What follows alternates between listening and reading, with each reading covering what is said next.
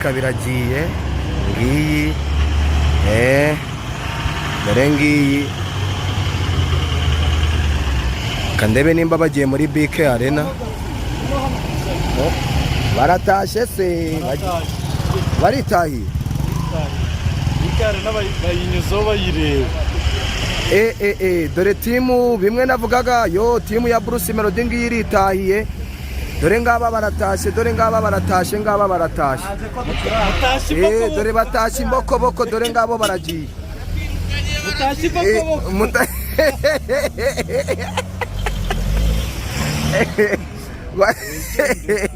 ibyari igitaramo dore ngabo baragiye ngabo uko bagenda nze yuko timu ya Bruce Melody batinjira muri BK Arena kuko naje mu gitondo ngerageza hano mu gitondo nka saa ngira ngo video ya mbere abantu mwayibonye iyi niyo ya kabiri noneho iba confirma inanabereka yuko Symphony Band na timu ya yose na timu ya Bruce Melody banze ko binjira muri BK Arena kandi bagombaga kuza gukora checking nkuko bisanzwe nimba barayikoze sound birakunda ariko nanone burya ku muhanzi uri professional cyangwa se ku muhanzi ushaka ko ibintu bye babiri kuri level yumva bishakamo nanone agomba kugaruka noneho ku munsi w'igitaramo mbere yuko byibura nk'amasaha 5 cyangwa 6 mbere yuko igitaramo kiba agakora checking.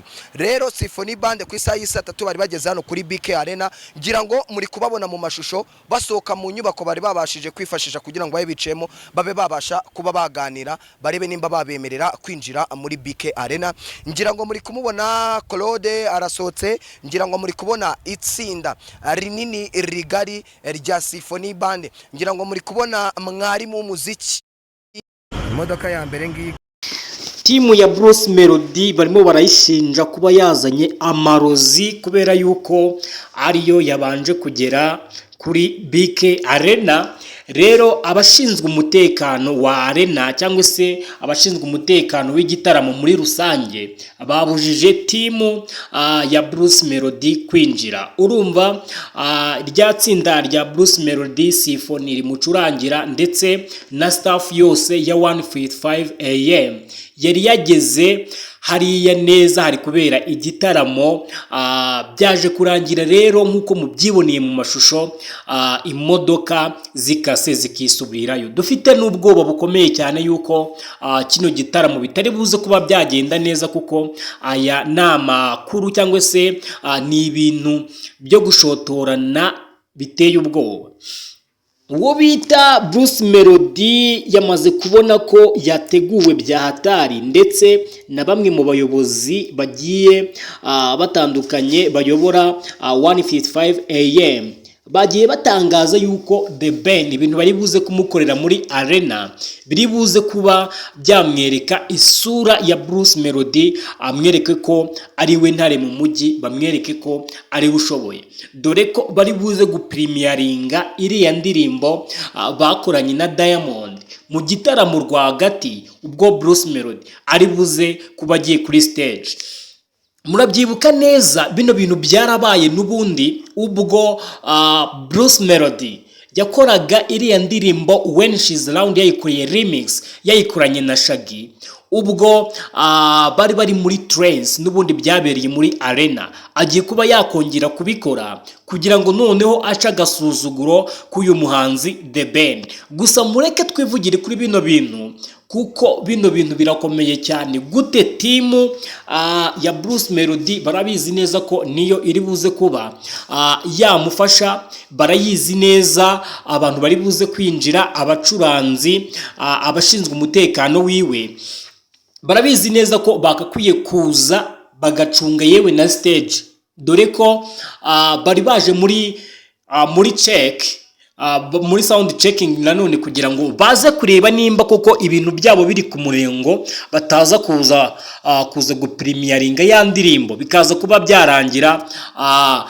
bidakunze bitewe nuko bashobora kuba bagize n'ubwoba bwo kugira ngo Bruce Melody taza gupremieringa iriya ndirimbo abantu bagasara noneho The Ben akahita yibura. Amakuru akavuga yuko uwo bita Bruce Melody yari ari muri ziriya modoka, kuko bamubi cyane barinda Bruce Melody, ntago barinda imodoka cyangwa se staff yose ya Bruce Melody.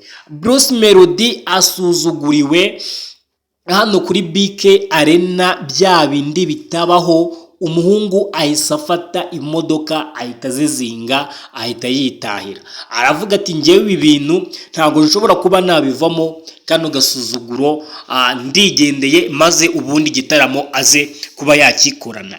Ese bino bintu bishatse kuvuga iki? Bino bintu The Ben yaba yakoze bisobanuye iki? Bisobanuye ko nkuko twari twahereye kare tubivuga, twavuze ko bino bintu timu ya Bruce Melody ishobora kuba yazanye amarozi, dore ko Bruce Melody asanzwe n'ubundi bamukekeraho gukoresha bino bintu by'amarozi, kuko ibintu yakoze mu muziki w'u Rwanda ni ibintu biteye ubwoba, ni ibintu bitapfa gukorwa n'umuntu uwo ari we wese, n'uwo bita The Ben byaramunaniye.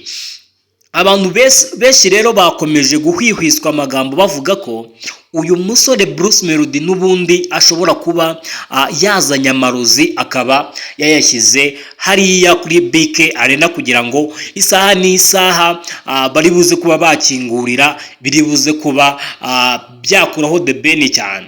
Dore ko mu gitondo niho hagiye hacicikana amashusho agaragaza bano bahanzi babiri bombi bagiye mu rusengero, bagiye gusenga, ariko abantu bakavuga ngo abantu basenze, abantu biyambaje Imana, beretse kiriya gitaramo Imana ndetse n'ibikorwa byabo, ntago hashobora kuba hazamo ibintu by'amarozi.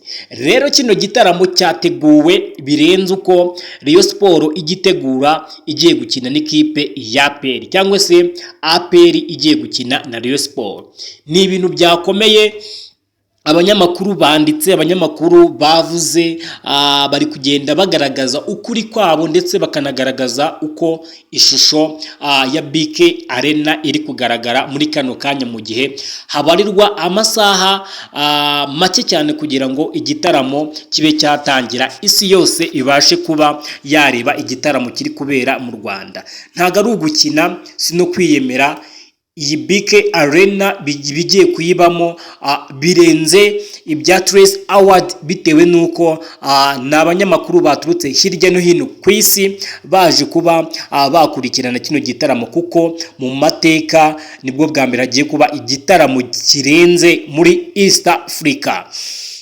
Indirimbo rero Pom Pom yamaze kuba yasohoka. Ubu kano kanya uri umuntu uyikeneye ushobora kujya kuba wayumva ku rubuga rwa Spotify. Byumvikane ko iyi timu ya The Ben yabashije kuba yareba cyangwa se yakumva iyi ndirimbo bagira ikikango. Baravuga ngo iyi ndirimbo baramutse bayisohoye bishobora kuza kuba ari ibibazo, bakaba bavuga ati nimba ari n'ibindi bintu bari buze kuza gucomeka muri BK Arena, reka tubabuze uburenganzira, none bareke kubicomeka hakiri kare, baze kubicomeka amasaha yabajyanye, baze kuraburizwa, abafana baze kuba bari bacishamo. Iki ni igitaramo rero cyagiye gikorerwamo udushya twinshi mbere yuko gitangira. Mwabibonye indirimbo zabo zagiye zisohoka, aho Bruce Melody yahuhaga imisatsi y'uyu muhanzi The Ben, hama The Ben nawe mu mashusho y'indabo zanjye agashyiramo umugabo usa na Bruce Melody, bari kumubaga inda, ari kumucyurira yuko wowe Melody wibuke neza ko ako kadufite ari aka plastike, inda yawe wayibaze. Ibi bishatse kuvuga iki? Ese ibi bintu bishatse kwerekana iyihe shusho? Niba koko umuhanzi afite igitaramo yaratumiwe, yarishyuwe, abizi neza press conference zarabaye, ariko ugasanga bigenze kuriya timu yiwe, ndetse nawe ndahamya neza karimo, kuko bamubi cyane ntibarinda imodoka, barinda Bruce Melody. Uyu munyamakuru yitwa Emmy niwe wari wahageze saa 4 watangaje iyi nkuru, abona ibintu byakomeye cyane. Tekereza kuva saa 4 kugera saa 10 niho ikiganiro gisohotse, bigaragaye yuko imodoka zaheze mu muhanda zaheze muri parking banze ko binjira muri BK Arena. Urumva ni ibintu bitameze neza cyane, gusa amakuru yo muraza kuba muyakurikirana 5 kuri 5. Mwibuke gukora subscribe kuri no YouTube channel yacu. Ngewe nitwa Tsinda, ndabakunda kandi Imana yo mu ijuru ibandebera icyoroshye. Sawa, murakoze cyane. Ciao ciao.